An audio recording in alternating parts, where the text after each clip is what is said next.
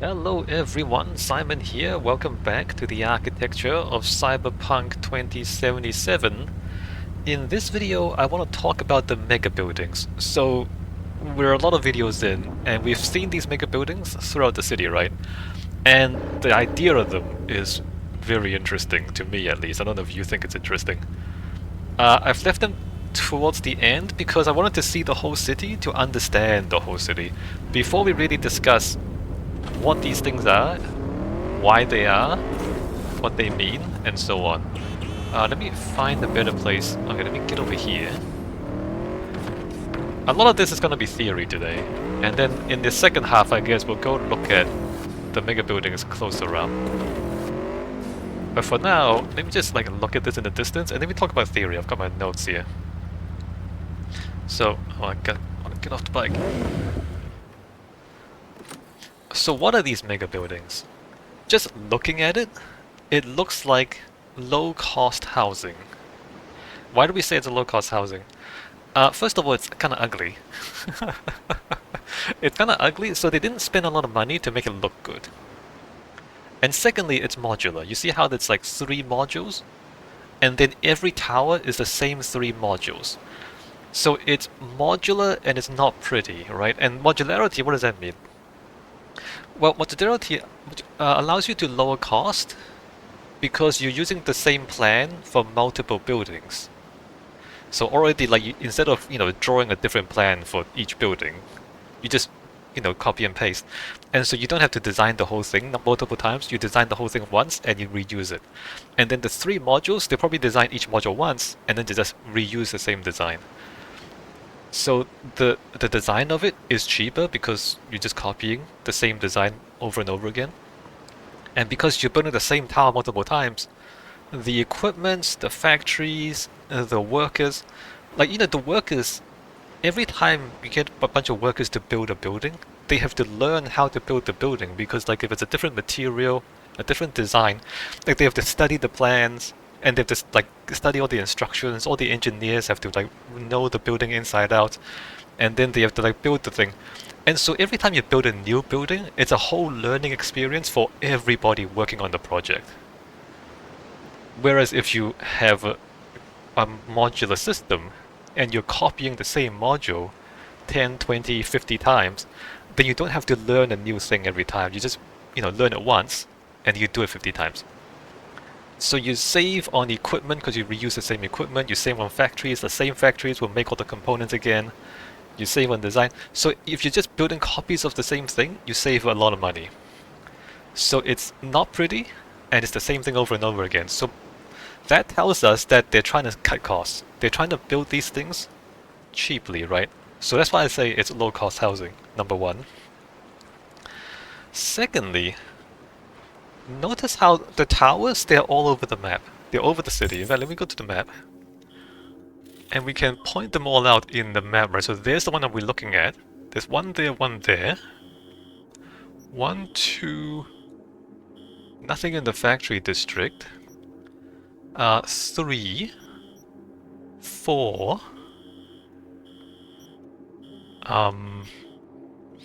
There was one here, 5... One of these, this one, 5... 6... 7... 8... 9, a lot of them in Haywood. 10, 11...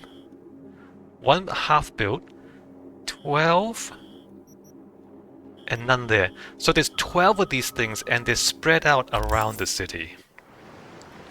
And that's unusual. Because usually when you want to build a building, what do? You buy the piece of land and you build the building, right? You have to buy the land.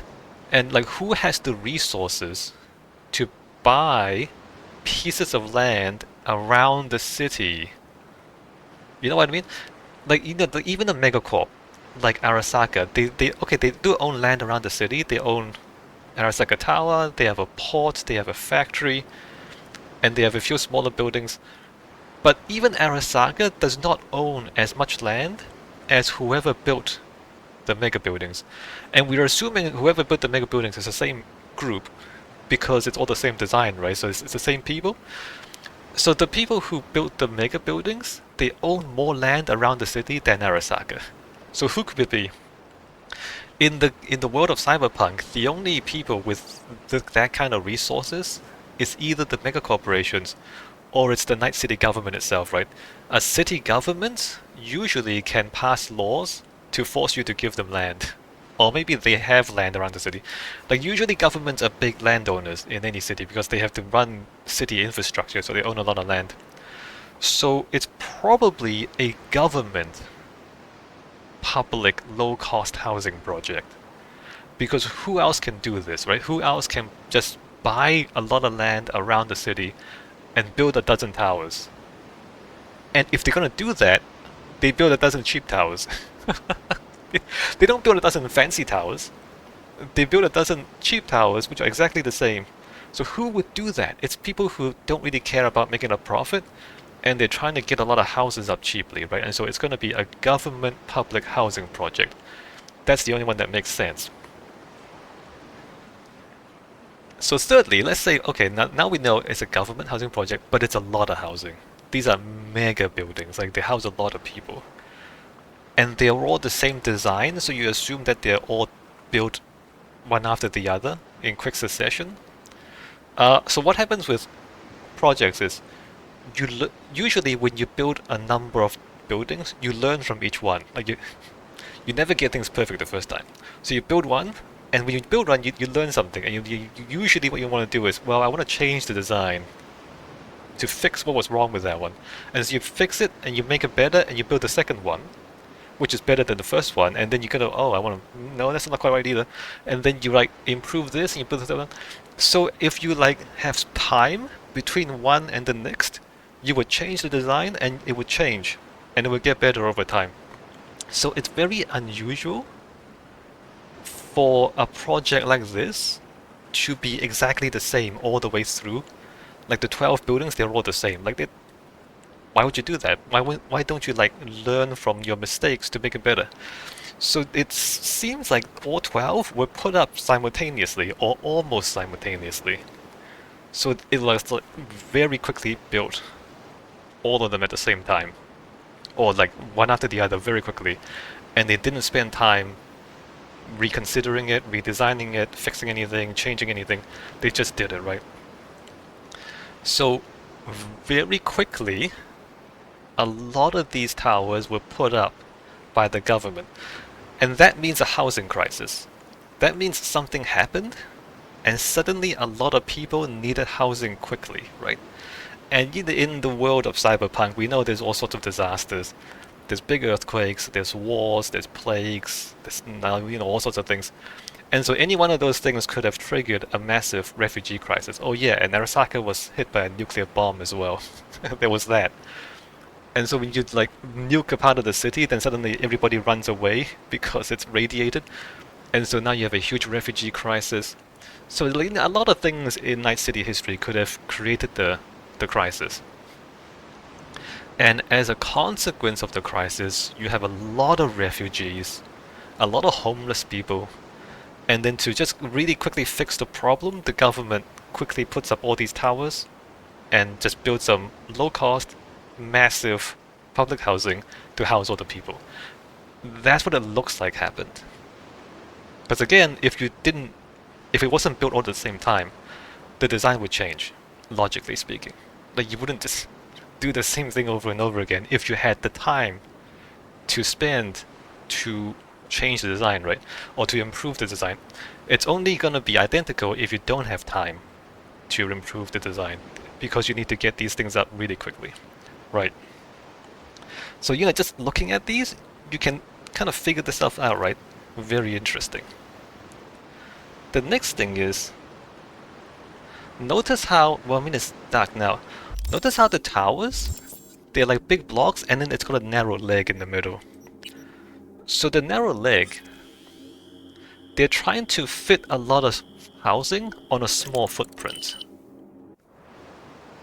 And this is actually structurally inefficient, because with the building, when the wind blows on it, the building wants to like move around, and to resist that movement, if you have a wider base, it's easier to resist the movement. You know how the physics works, right? If you have a wide base, then you have a bigger lever, and so it's harder to tilt, whereas if you have a narrow base, it's much easier to knock it down. So here we have a big heavy building and a narrow base. So that makes it structurally a lot more challenging to keep the thing standing and not like fall over when the wind blows on it. You need to like have a much stronger foundation, maybe like a much deeper foundation that goes further down, and a like big heavy weight at the bottom so that it doesn't tilt over, right? So structurally incredibly inefficient, but they did it anyway. Why? It looks like they're trying to conserve land, right? They're trying to reduce the footprint of the building where it touches the ground. And so it looks like there's a shortage of land. And we've been underneath these buildings before. Often the mega building would overhang the streets. So they'd be like streets, and then this thing would like sit and it will overhang the streets. And again, I said before how unusual that overhanging is in our world, because you have property, right? You have property laws. The government owns the road. You can't just build over the road unless you have the government's permission. And like you can't build over someone else's house because you need their permission to use their space to build on top of. So like in our world, almost every building stays within the footprint or stays within the property boundaries, right? It can go up, but it can't go sideways. The mega buildings do go sideways a little bit, and they do overhang other buildings, and they do overhang roads. And who could do that? The government can do that, because the government can change the laws, and they own the roads, so they can build over their own roads, because the government owns the roads. So the government can build a building over the road, and they can change the laws so that they can build a building over other buildings, right? And they do that because there's a lack of land.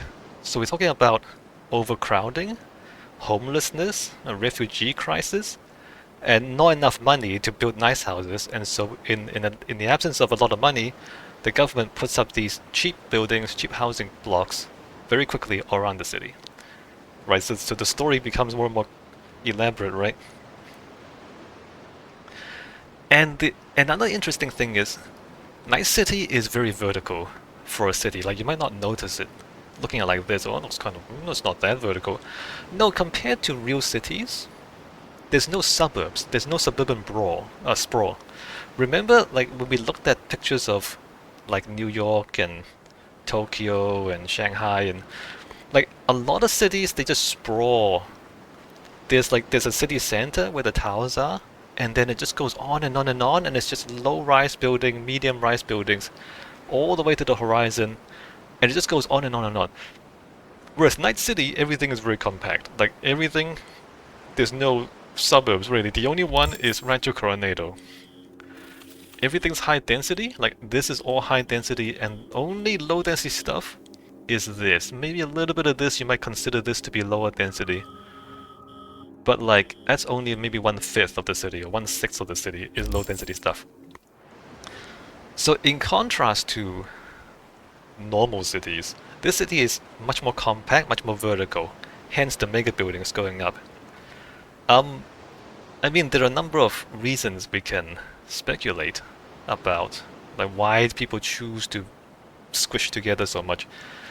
I mean, like, out of the lore of the game, we can say like there are technical issues with video games. If you sprawl a lot, then the game is much bigger, and there's technical and gameplay problems with the city being so big. So there's those kinds of issues. But within the lore of the story, we might consider that, well, maybe the outside of the city is not safe. Oh, and also, Night City is a free city, so it's located in North California, but it's not part of North California. Legally, it is its own city-state with its own government, own sovereign government. So maybe like the land is actually constrained, and so like legally it can't grow, and so everybody's squished up. And then outside the city is the Badlands, and there's a lot of gangs and nomads out there anyway. Maybe it's kind of dangerous out there, and maybe it's polluted out there. You know, like in Rancho Coronado, everything's polluted outside. So maybe like the outside of the city is not hospitable, so everybody squeezes into here because it's not safe outside. So there's a lot of possible reasons why everybody pushes up. But whatever the real reason is, maybe it's a combination of all these things, we see these big mega blocks going up. And as we say, like it's not common. In fact, in the real world, we don't have stuff like this. I don't know the timeline between the mega buildings and the other big buildings. I mean, there are other big buildings, including the Megacorp headquarters, right? But it could be that the mega blocks, once they were built, I think when they were built, the mega blocks would have been the biggest buildings in the city, because they're called mega blocks. Like the name, like they are defined by their size. But today, in the game, looking at it now, it's about the same size as the Megacorp headquarters. So I think the Megacorp headquarters were built after the Mega Blocks.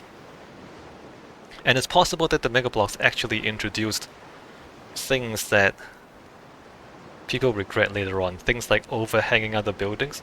Like once you set the precedent, like then the Megacorps are gonna say, well, if you can overhang other buildings, why can't our buildings overhang other buildings, right? Like once you introduce the idea that you don't need to respect other people's property rights, who's gonna exploit that? Obviously the megacorps are gonna exploit the fact that, oh, I guess we don't have to respect property rights anymore. And so then the megacorps just come in and build over everybody, right? That's exactly what they would do, you know it. So it's possible that, the mega buildings introduced this new paradigm into the city, and then the Megacorp just came in and exploited it. I mean, that's what I expect would have happened. Now, how might we understand? So to better understand like this concept of large public housing, let's talk about like public housing in the real world a little bit. Let me skip out, and we're gonna go to Wikipedia. So public housing, right? This is Singapore. You'll notice that they tried to be less ugly. Look at that. They put a sloped roof on the top to make it less oppressive, slightly friendlier. Notice how it's lighter colors, more colorful. And the whole thing is on the same site. It's not spread out across the city because you buy a piece of land and you build on that piece of land. So, like public housing in the real world, I mean, Hong Kong is the craziest. I'm from Hong Kong, and I can tell you Hong Kong is insane. Like, Hong Kong is the closest we have to the dystopia of Night City. And, okay, it's a little bit dystopian. It's still lighter colors, though. Like, it's a... But look at that. One difference this has from the Mega Blocks is that the Mega Blocks is a square, and so the square, there's the outside, and people want to be on the outside because you want windows, but it creates a lot of space on the inside where there are no windows. Whereas this shape, I don't know if you can see it, it's a cross shape, and so there's like there's apartments on each of the arms of the cross, and because it's a cross, there's no inside, everyone is on the outside, and so everybody gets a window, everybody gets a view, right? So the shape of it is to maximize the number of apartments who have, I mean, every apartment has windows to the outside. Whereas in a square, you get windows right on the perimeter, and then everything in the middle don't get to see the outside. So the square shape is actually like really, really bad apartment design. But again, I mean, the game is like that because it's supposed to be dystopian, right? No windows for you, no sky and no view for you, right? You're stuck inside the mega building and you can't even see the outside. So it's deliberately bad in that way. This is a much smaller one. What is it? South Wales? Right. Yeah, that's kind of dystopian actually. What are you doing, Wales? Ah, yes, UK. The dystopian future of Great Britain. Oh, this is interesting. So Brazil, so they don't have to be towers. I guess in this part of the world, the land is cheaper, and so then instead of building a big tower on a small footprint to save the amount of land, here land is cheap, and so you just buy more land and build smaller houses. If the land is cheap, the construction here is much cheaper than a skyscraper, by the way. So like a two-story building, like a lot of two-story buildings, is cheaper to build than one big skyscraper. The structure of the skyscraper having to hold up all that weight makes it more expensive. And the only reason you would have skyscrapers is if the land is so expensive that it offsets the cost of the structure. You know what I mean? Like if you like try and do this in the middle of Hong Kong, the land would be way too expensive. So you wouldn't do that. You would do a skyscraper. So it's the relative expense of the land versus the structure, and that determines whether you choose to build up or build wide. Uh, Downtown Toronto, hey, that's pretty dystopian too. Look at that. But it's kind of like it's not as crazy as the one in game. And even these are long rectangles, and so you have like windows and windows, and you don't have like the deep square, and then like a lot of windowless space on the interior. So here it's thin, and so you have windows on both sides. And that's like, it's a big thing when you're designing houses and apartments is you want windows that look out. And the shape of the buildings is defined by that. Like a lot of these long, thin rectangles, another one here, you can't see it, but it wouldn't be very thick on the other side. So again, you have windows both ways. And notice they're not that big, right? They're nowhere near as big as the mega buildings. So with the size of buildings, there are certain thresholds. There are certain thresholds where the price jumps, right? So like up to maybe a 3-story building, it's a small building. When you get past 3 stories, the price jumps because you have to switch to a different material and a different construction method. 3 stories, about 3 stories, you can use like light timber frame building or light metal frame building, where it's just thin bits of timber built into a frame and it's just a light frame. But once you get beyond that, then you need to have like heavy concrete columns or heavy steel columns and then concrete floors. And so then it's much heavier. Once you get past about 3 stories, you can't use the light timber frame construction anymore. And so the price of it jumps, right?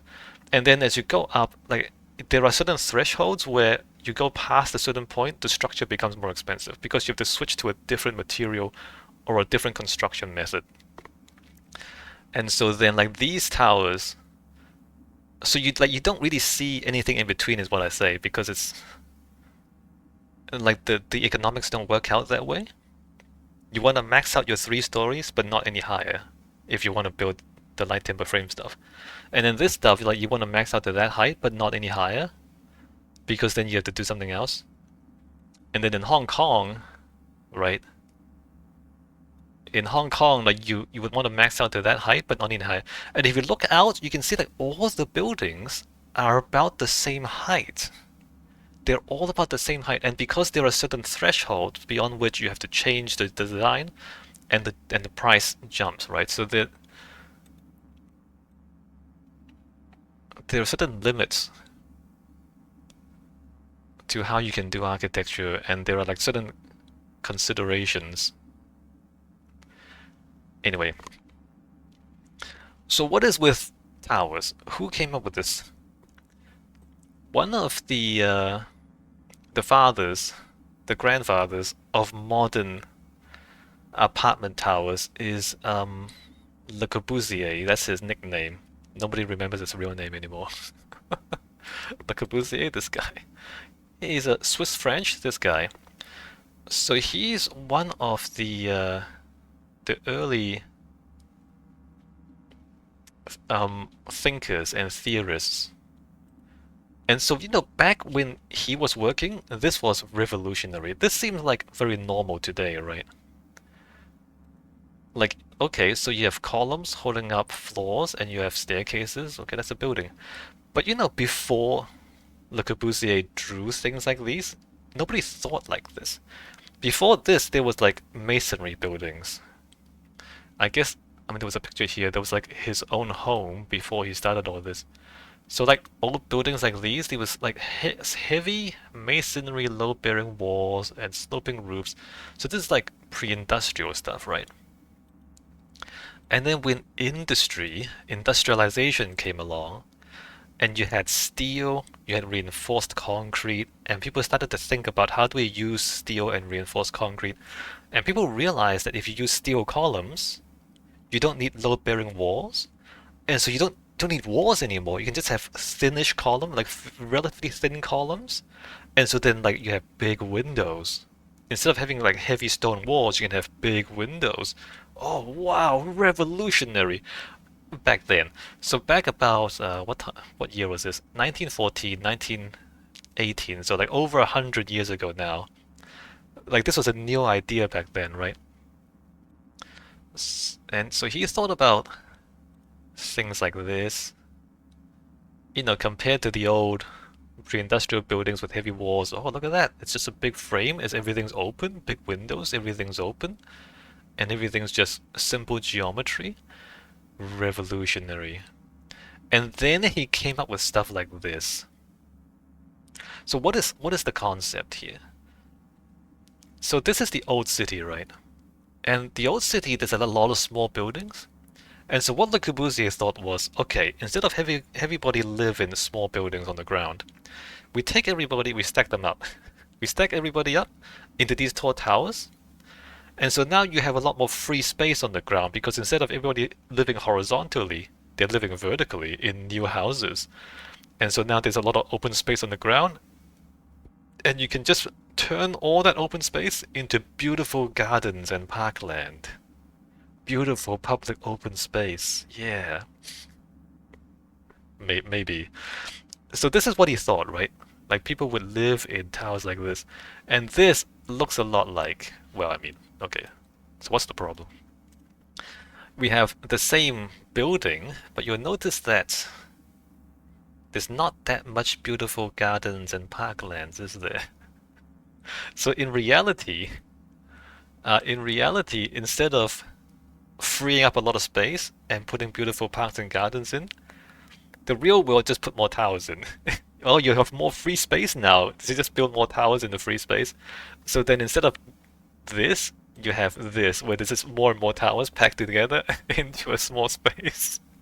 So this is the like this is oh what a cool idea. And then the reality is this because of economics, right? You have expensive land that's worth a lot of money, and what are you gonna do? Build gardens? No, you're gonna do that. You're gonna build more towers and make money. So the reality of economics means that it wasn't quite as utopian as he dreamed of, but that was the idea, right?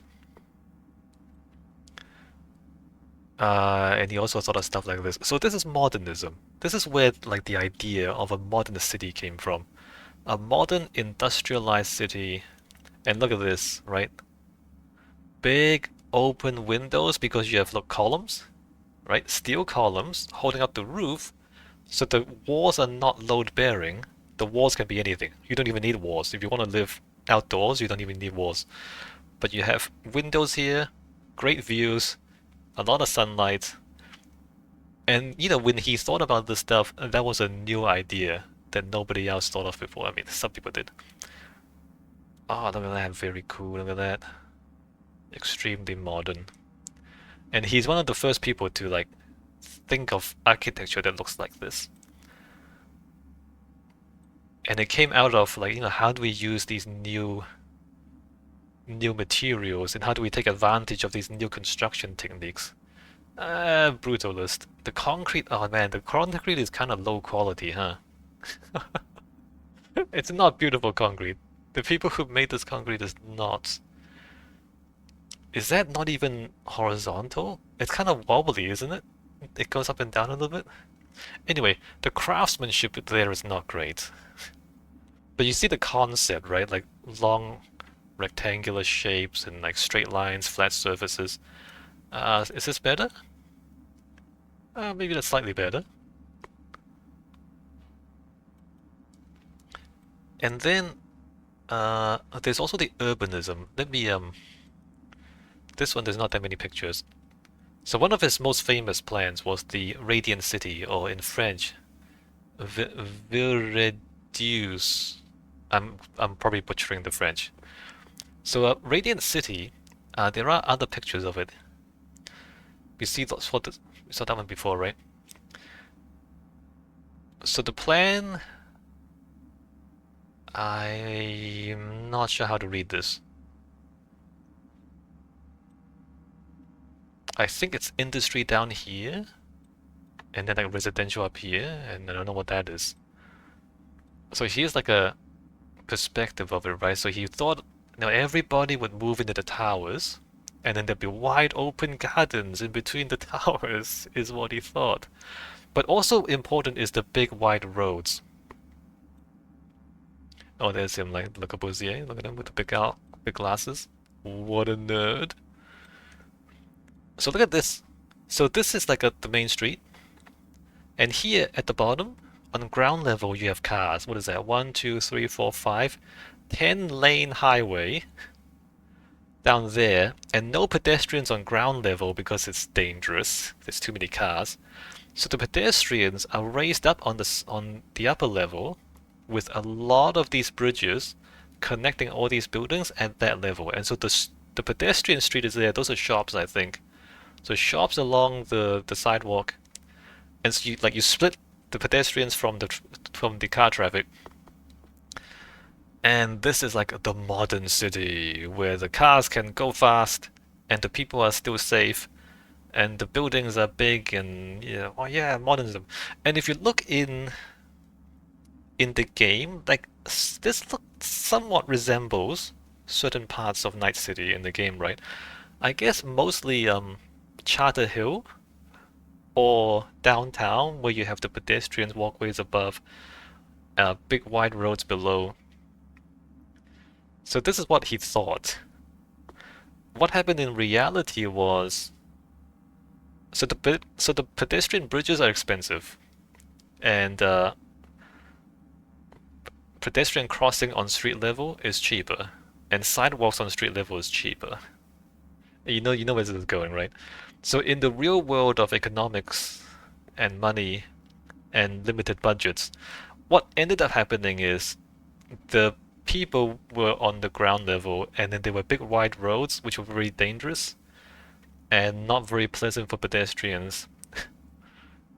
And so it didn't quite work out like this. And then if you like go into Night City now, it's more like, sometimes the cars are above the pedestrians because it's cheaper to do that, and a lot of times there's like big wide roads that are very dangerous to cross. Or if you go into the Corpo Plaza, there's just no crossings. What I'm saying is it's very easy to do this wrong and make it horrible, and a lot of the times that's what happened. So that's the utopian vision, right, of Le Corbusier. And you might imagine, like as you walk around Night City, you could see that at some point somebody had the similar ideas, right? Overpasses, big skyscrapers, and then maybe parks below. But then, in this city, wherever there are parks, oh wait, let me get back in the game. In this city, wherever there are parks, it just turns into homeless camps. Like it turns into rubbish and homeless camps. And like some parts have overpasses, but a lot of places don't. And so this is like the corrupted version of that vision of the modern city of the future, right?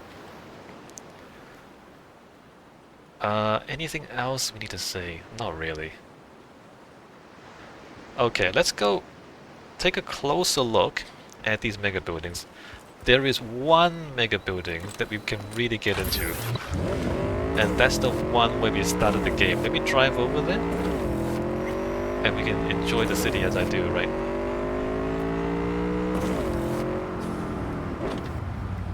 Alright, let me carefully get back on the road.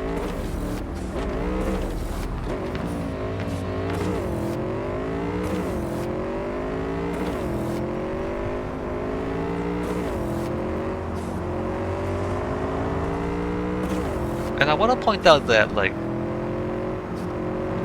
the mega buildings here, it doesn't seem like they were meant to be dystopian.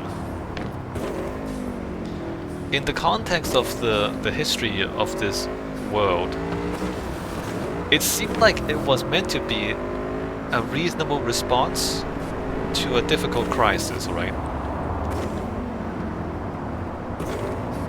There was a homeless crisis, like a homelessness crisis, and they addressed it by building a lot of homes. And you know, in theory, you'd think, what's wrong with that? Nothing wrong with that. But the design of the mega blocks is just not very human, right? Not very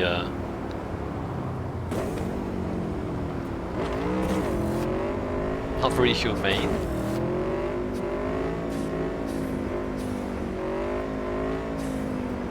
And I think it set a precedent for like giant buildings and stuff overhanging the streets, and just like you know, they took a few shortcuts, and eventually those shortcuts became the norm in this city,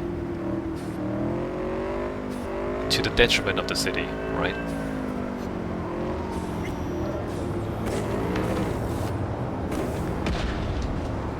Let's see, the tower we're going to is that one there. Let me try and figure out. Should we turn in? Figure out how to get in there. I should have turned in, but I didn't.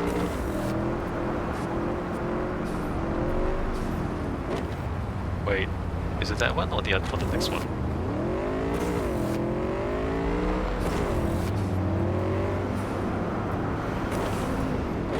That's not a street. So here there's no cross streets. Not that one. It's on purpose. When you like start the game and you first come out of the game wants to funnel you towards the city center. So they kind of trap you into this bit and not allow you to come this way. Alright, so here's the mega building, right? Let's go inside and take a look at the inside.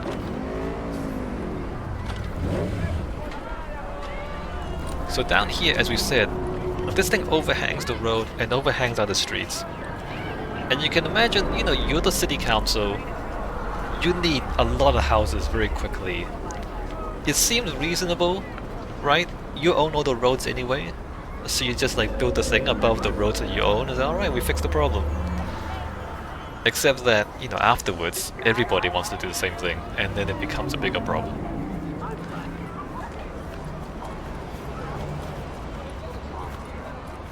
Coming inside, wait, no, before we come inside, at the side here, there are garage doors.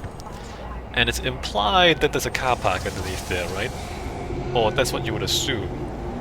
But remember how big the mega block is? If every family in the mega block has a car, there's a huge car park underneath here. Just, you know, think about the scale of the thing.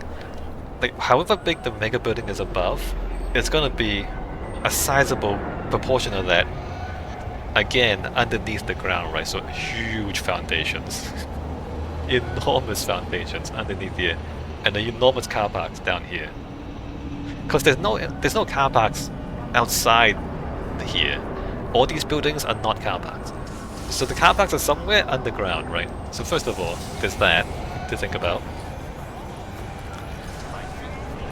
Coming in the main entrance, the first thing we see are these stands, and these are not built into the mega building. In fact, there's a gate here, and this friggin' guy is blocking the gate.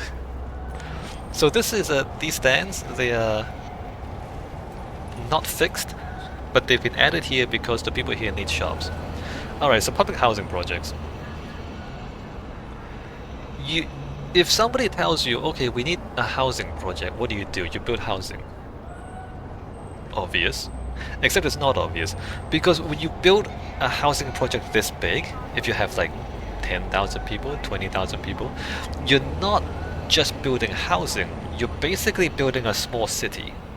And all these people need services, they need like shops, they need libraries and schools and parks and hospitals, and so like all this other stuff, they have to be somewhere. And if whatever they don't have in the neighboring area, or if there's not enough of in the neighboring area, you need to provide now, because otherwise there's gonna be problems, right? Let's say food. Okay, you have 20,000 people in your ginormous housing project. Where do they get food from? Where do they get groceries from? Do they need like several supermarkets as well? And you might say, well, there are some food shops in the area, but the food shops that already exist, they were there before the building was planned. And so they already had their own customers, they were already serving the local population. You add an extra 20,000 population, now they need a lot more restaurants. Right? You see what I mean? So when you build a giant housing project, you can't just think of housing. You have to think of everything else that people might need. You're basically building a small city, and you need to think about that. Either you have to build other stuff outside the housing project to serve the housing project, or you need to build stuff inside the housing project itself to serve those needs. Schools, kindergartens, shops, libraries, swimming pools, like everything, parks, everything, right? And this is what happens when you don't do that, is that if you don't provide, let's say, food, or, you know, what is this guy selling? Tea? If you don't provide enough hot dogs and tea, well then people are gonna like just set up their shops and figure out a way to provide for these needs, right? And if it happens in a haphazard way, the way it is here, it can cause problems, right? This guy's blocking the front gate, that's a problem.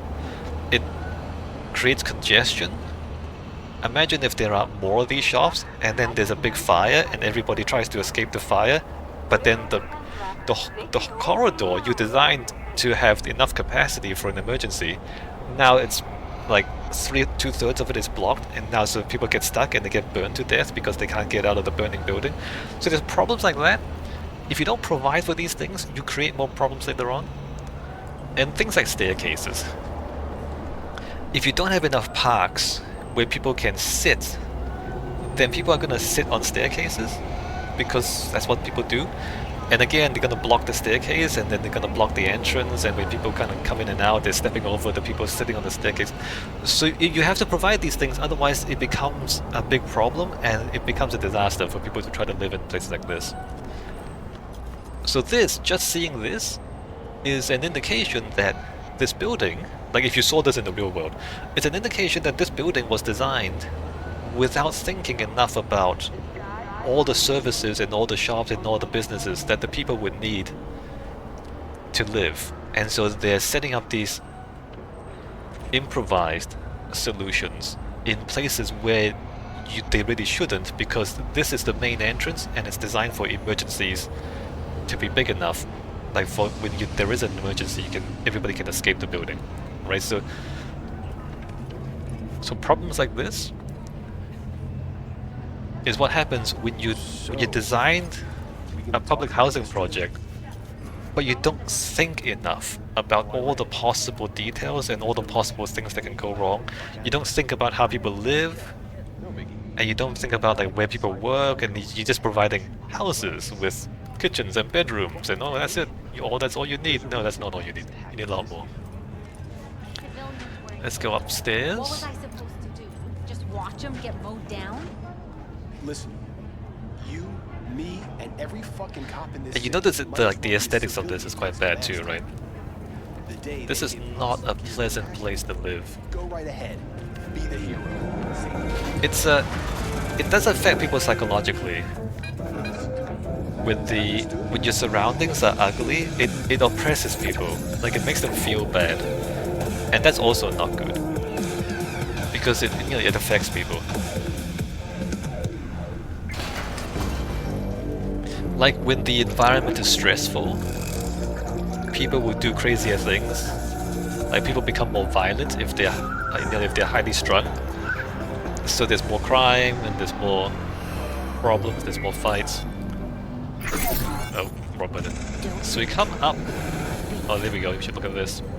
So we got into the inside of the building, and we see that on the inside there's a big open atrium in the middle. So with the elevator doesn't arrive at the floor of the atrium. So up there, it looks like it's open to the sky, and then down there, it looks like there are more shops. Although, if you pay attention, the shops down there actually look like... Oh wow. You can jump off. I didn't think you can actually jump off. Excuse me. It looks like some of these shops down here are also improvised.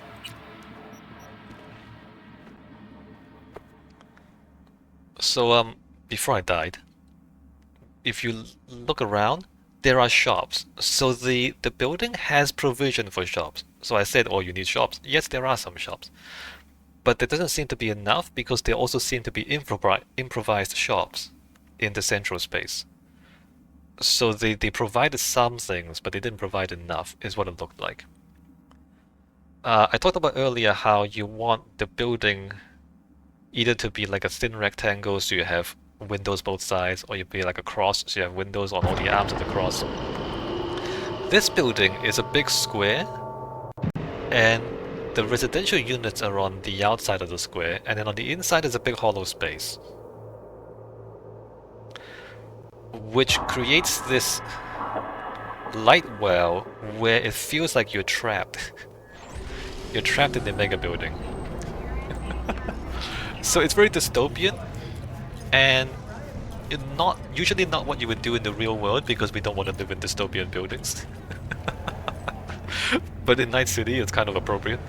That is dystopian. So you're like, when you're in the atrium, it seems like you're stuck there, like isolated from the outside world, right? The big open space in the middle, not a very efficient use of space. Single child permit. In Northern Europe, the humanitarian crisis has worsened. Because, you know, instead of having a big open space, you would just like have the thin rectangle or the cross, and then you have space that's open to the outside, and you have a lot more light, it's a lot more open, you don't feel like you're trapped in the middle. You see what I mean? Like the amount of houses, or the amount of like housing you provide is better that way. And structurally, remember that this thing is sitting on small legs. So you have a small leg in the middle of the building, and then everything else is on the outside, overhanging the street. But if you look at this, all the weight is on the outside. Because all the walls and all the floors are on the outside. Inside is empty. And so what you have is the structure, the column is down here, and then all the weight is not going straight down to the column. So all the weight goes down, and then you have to put it across the beam and go down again. That is incredibly structurally inefficient. What you want is for the weight to go straight up and down, so you don't have the beam and you don't have the bending problem, right? You don't have the thing trying to bend. So structurally, this is a disaster. It's an extremely bad idea. But we understand why they do this, right, in the game, because it looks more dystopian this way. Being trapped down here, it's like you're trapped at the bottom of a well, and like the exit is, like hope is up in the distance, beyond your reach. And you're down here in a dark pit, and you can't get out. So that's the feeling that the game wants to convey, right? And they do it brilliantly. Enjoying the weather? Except that in order to convey this feeling, they have to create really bad architecture. Yeah, no. So no sensible engineer would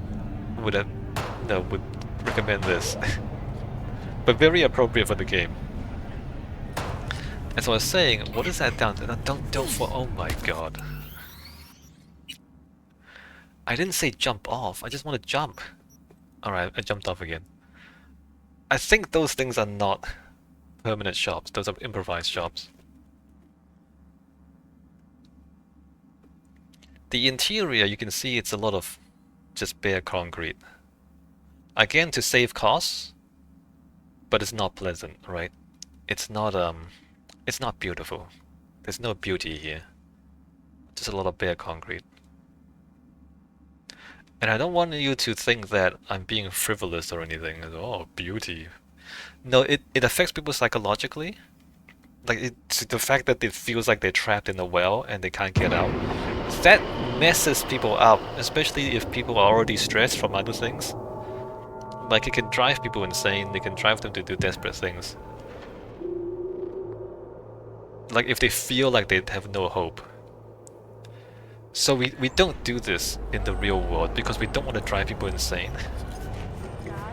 In Cyberpunk, you do this because that fits the game.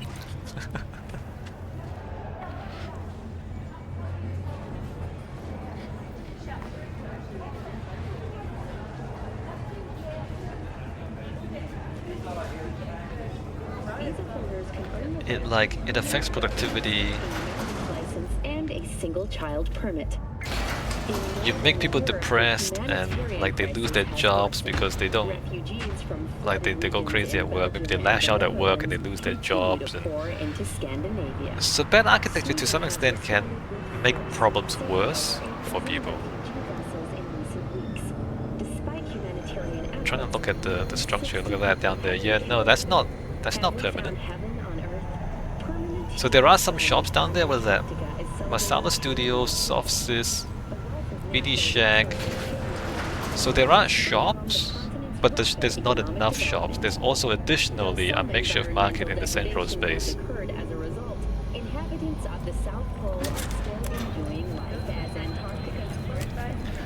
Looking on the inside, this is a little bit interesting. Like, look at the style of that, and then the style of that, and then there's a bit sticking out, and then the style of that. And look at those shapes. So as we go up the building, every like 5 or 6 floors, it changes a little bit, which is a little odd compared to the outside. At the outside, it's very regular, and it's just 3 boxes, and the 3 boxes are the same. So just copy and paste the 3 boxes, right? It's curious that inside they tried to mix it up a little bit to make it more interesting and less monotonous. Like, it's almost worse this way, right? It's like they recognize that the monotony would be bad for people psychologically, and so they try to mix it up to make it look more interesting. Try to not make things look like they're so big and overwhelming by breaking up the shapes to make them smaller, right?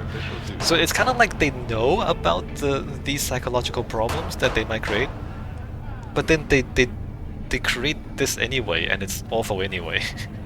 Like, it's almost worse that like if they just didn't know. Maybe that's better than if they know but they screw it up anyway, is what I mean. You see what I mean? Because this is still oppressive and depressing and sad, right?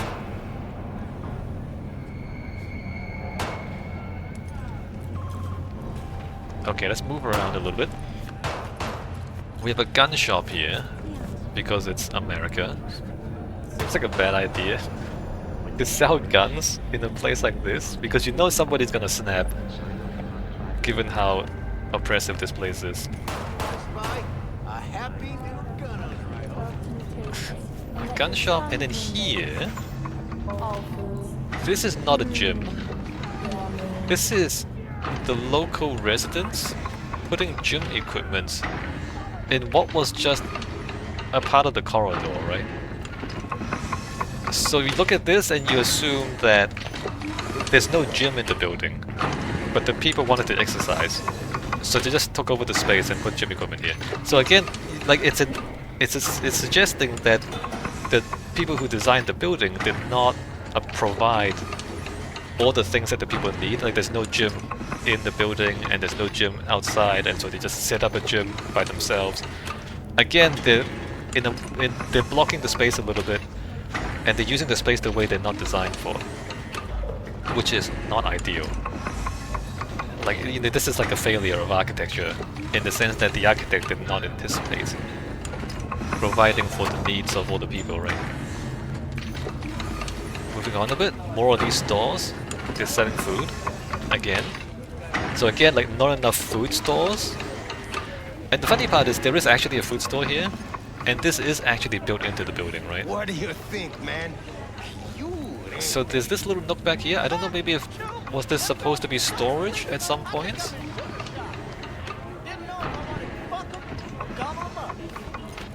I think this might have been storage that's been turned into a noodle place.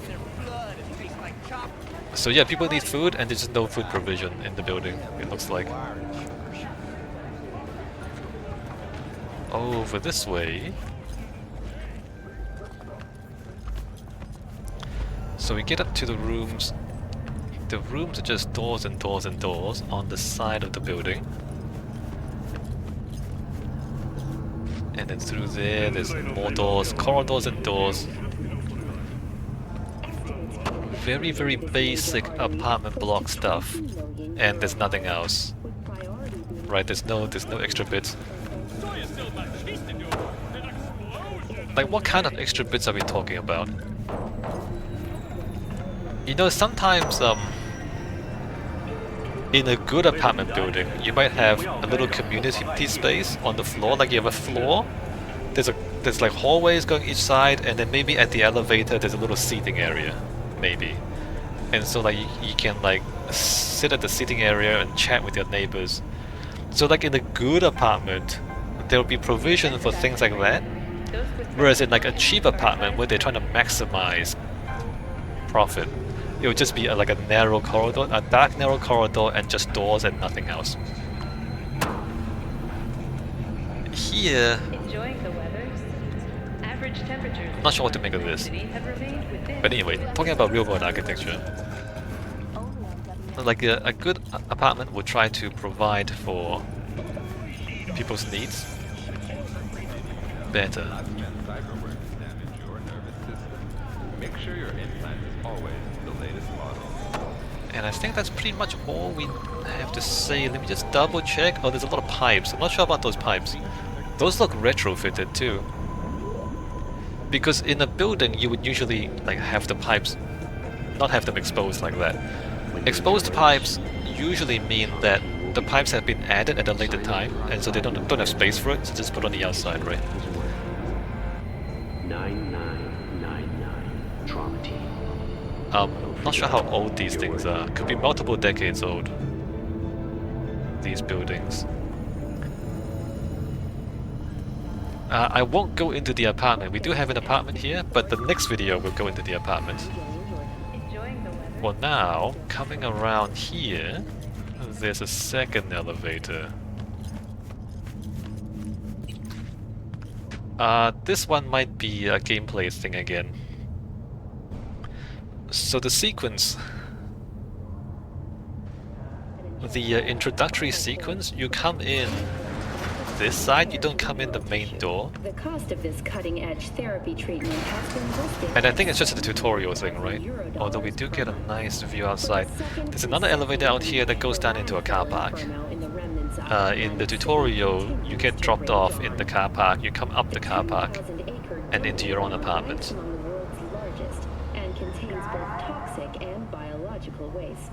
Already 7 firefighters combating the blaze have So there's a separate car park here. The car park is connected to the main building by the elevator, but not anything else, so doesn't make too much sense, but it's here because of the sequencing of the tutorial. And there's nowhere else to go except to go up. So it like the circulation doesn't really make sense, but it's to like railroad you into a particular path, right? And make sure you don't get lost because it is the tutorial. Okay, let's come out of here. And we arrive back at the main entrance of the mega building. So the car park is only interesting, it's only 3 stories. And it goes up there. Not big enough for the whole mega building. Alright, back on my bike. The next thing I want to do is go down to the construction site.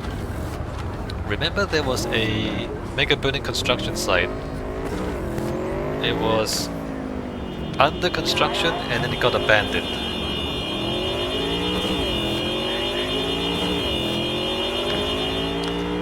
So let me see if I can drive my way over there without getting lost. Oh, I want to go this way. Drive my way down there.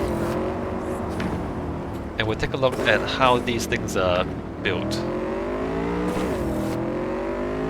Always interesting to look at construction methods and building materials.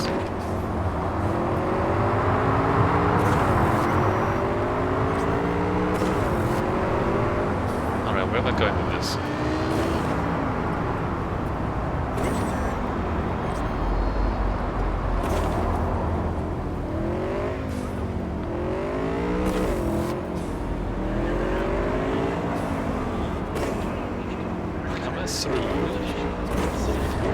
Getting through Corpo Plaza. Do I come in here? No. Going through this way? We need to get to Rancho Coronado. I should have gone the other way. My bad. I was looking at the map. I should have turned the other way, I think, actually. Anyway, not a big deal. Let me...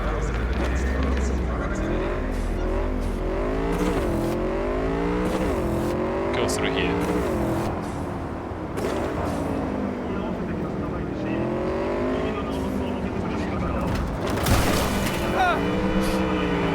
Into this roundabout.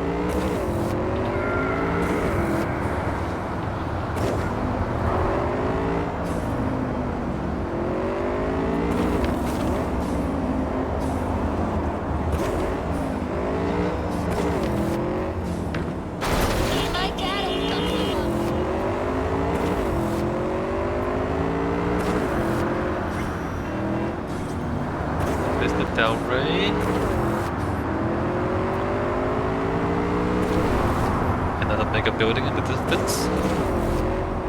We want to get past that one though. Alright, so Arroyo.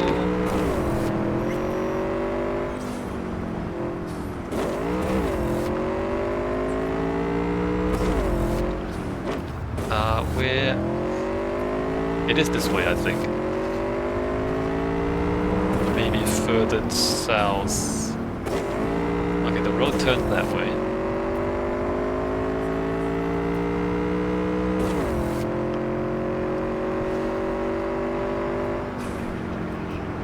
No, I want to go... There it is. Yeah, we made it, look at that. I didn't have to check the map.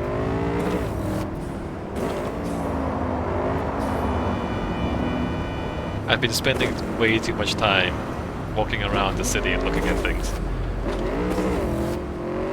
I actually know where stuff is. I don't have to look at a map. Alright, there it is.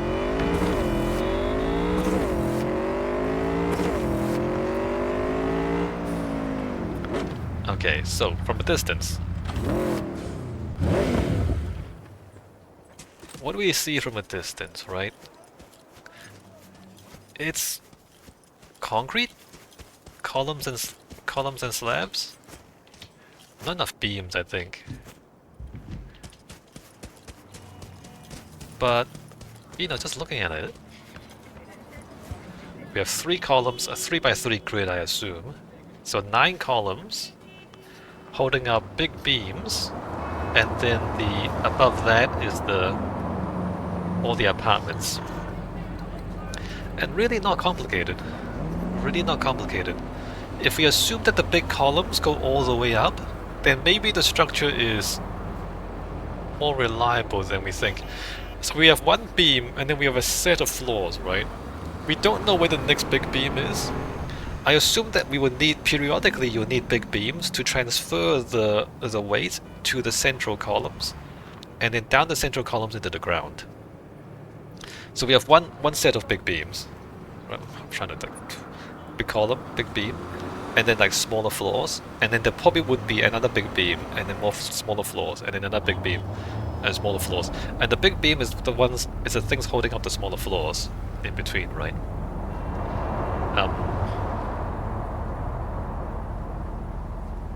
Cool. I don't know if that makes sense to you, but it makes sense to me. I'm just looking at it now. Does it look like there's enough structure? Maybe. Yeah, no, it looks kind of okay. The concrete columns and the beams look mostly thick enough. Maybe not. Maybe I would put more columns in. I might put more columns in. If you remember the ones that are complete, they look like the whole thing is solid, the leg. But I guess they're not because there's an elevator inside. But they look more solid than that. I think I would want like just more columns. Because it's a huge thing, there's a lot of weight, right? It looks a little thin there. Not a huge problem because there's no gravity inside the computer.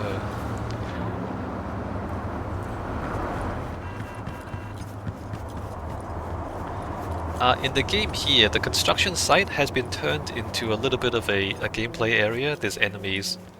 You fight the enemies. Be underneath the tower. And so underneath the tower, there's less stuff than you might imagine because the space has been cleared a little bit for gameplay purposes. As we come down here, hey, look at that. So I guess those... that would be cranes, except there's no crane up there. But the bottom part of the crane is there. So the crane is sitting on the big beam, and then you have construction cranes up there, I guess.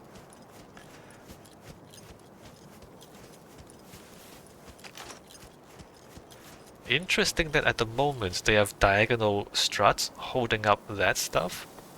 Because in the completed towers, there's no diagonal stuff, right? Under what conditions would you need temporary extra structure? Would the building be heavier during constructions than afterwards? Maybe? Or maybe like because it's missing columns and beams, the structure is not as stable. Remember I talked about, back in the Dogtown video, I talked about how like when you have two individual beams, they're kind of weak because like this is the strength of one beam, this is the strength of one beam, a column I mean, one column. Whereas if you put a beam and you tie them together, now you have the strength of both columns working together. So here, because it's not finished, maybe the structure is not working together, and therefore they need extra support during construction. And then after the thing is built, you can remove that, and the building will stay in place. Having said that, like this looks fine, this looks not fine. Why is the beam not all the way out? And why are there only two columns this way? Yeah, if you look at it that way, it looks strong enough. If you look at it this way, it looks not strong enough for the building. But as I said, I think they cleared the space in between for gameplay reasons. Like you would finish the beam before you start building the stuff above. I've said this before as well. You really want to like work from the bottom up. So you build the columns and you finish the columns and you finish the beams, and then you put the floors in and you finish the floor, finish the columns, finish the floor, finish the columns, and you finish each one before you do the next one. Here they started putting the floors in without finishing the beam, and how are you going to finish the beam now because the floor's in the way? So the sequencing of the construction is important if you were in the real world. And like that is a bit of a problem. Here, I don't know about this, maybe less so because it's out at the end. It's not, like nothing's sitting on top of it, so you don't have to deal with that problem. Actually, how high can we go? And then on the inside, it's fairly conventional, huh? It's just steel columns. Are those steel columns? Probably. Probably steel columns. Steel columns, concrete floors. And that's your mega building. Very conventional, to be honest. Remember, we are in the year 2077, and we have said this many times before. Some things are very futuristic. All the weapons are futuristic. The cybernetics are futuristic. There's flying cars, flying transports. That's very futuristic. And then the architecture is not. Like, this is not futuristic technology at all. It's just concrete and steel. And we've been working with concrete and steel for decades. Like, this is not any more futuristic than, you know, this, right? They were already thinking about this, and we already have this. So this is like, it's a cultural stagnation is what's happening in the world of Cyberpunk.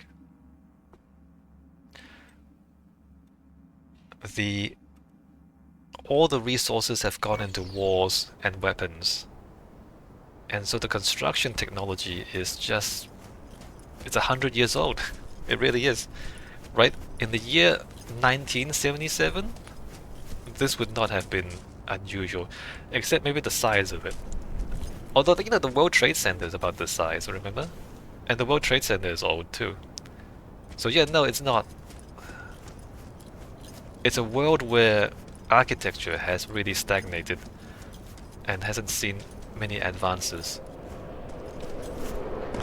Look at these big steel columns. Not sure why they're here though. Unless they plan to bolt some more columns to it and its structure. Down here we can see the size of these columns, not bad. I guess they are cast in parts. You can see the lines where the joins are.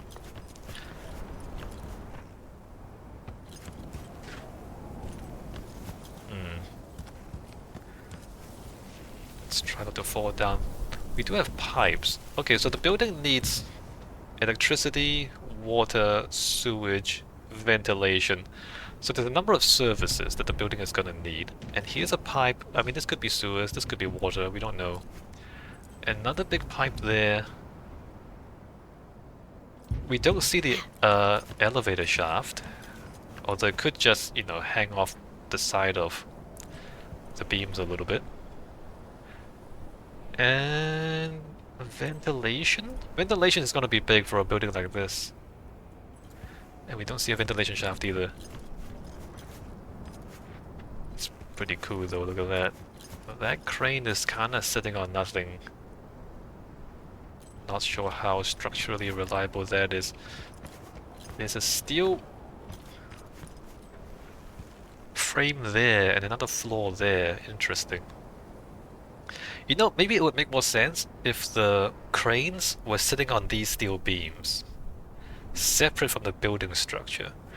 Because the building holds up a certain amount of weight, and the crane really is extra weight that the building has to carry during construction. So if you can put the crane on the steel stuff and not on the actual building, then you don't add that weight to the building, right? But you know, an engineer would figure this out.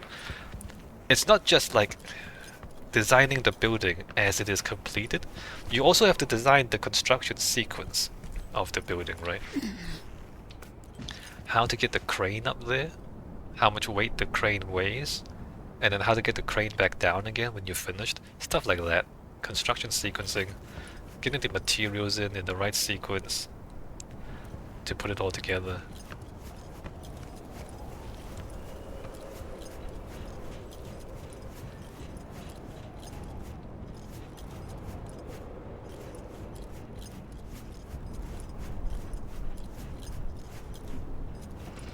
We can get up to here, we can't go further than this. So that crane there, I'm not sure if that's a good idea.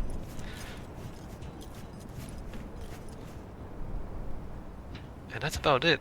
We can't see too much more detail than that. It's pretty cool though, right? And the plan was to just keep going up. Have a massive, massive apartment block like that one there. That's how what it's like when it's finished. Okay, so that's our look, our deep dive. It's not that deep, I guess. Our somewhat dive into the mega buildings in the game. And I guess talking a bit about public housing and skyscrapers and Le Corbusier, who thought that when you put people into towers, you would free up space for gardens and parks. Ah, what an innocent time it was.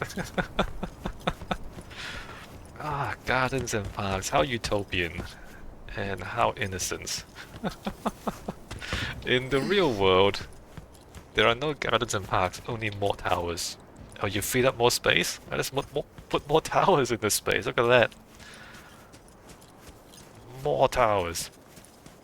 And that's reality, okay. That's the end of this video. Next video, we're going to look at the apartments that V can own. Can we look at the map? So, custom, fast travel, not apartments, my apartments. So we have a number of apartments that we can own, and we're gonna go look at them. Right, there's the Megabuilding one, and then there's a few apartments around the city. And that allows us to look at the interiors, because a lot of these buildings, there are no interiors, you can't go inside, most of them. So the apartments, there are interiors. And so then that allows us to see interiors of buildings around the city. Alright, so next time.